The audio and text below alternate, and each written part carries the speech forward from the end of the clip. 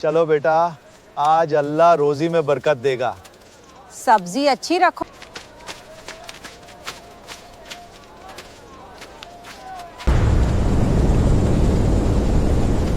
जल्दी करो, बारिश आने वाली है। दादा मुझे डर लग रहा है।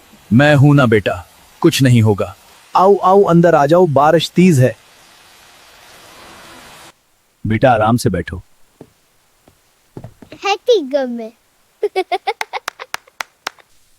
चलो बेटा घर चलें। मुझे टीवी देखना है। चलो घर चलना है। नहीं, टीवी।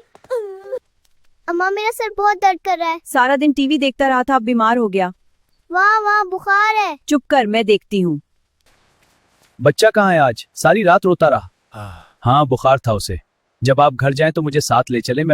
चाचा जान, बच्चा कैसा है? बहुत बीमार है, आओ मेरे साथ। बुखार बहुत ज्यादा है। दवा लाई हूँ, दूंगा, अल्लाह करे ठीक हो जाए।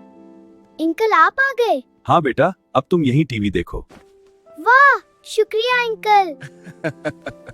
कभी कभी एक छोटी सी नीकी किसी की पूरी जिंदगी बदल देती है। अगर आप किसी के चेहरे पर मुस्कुराहट ला दें तो शायद वो आपके लिए जन्नत का सबब बने।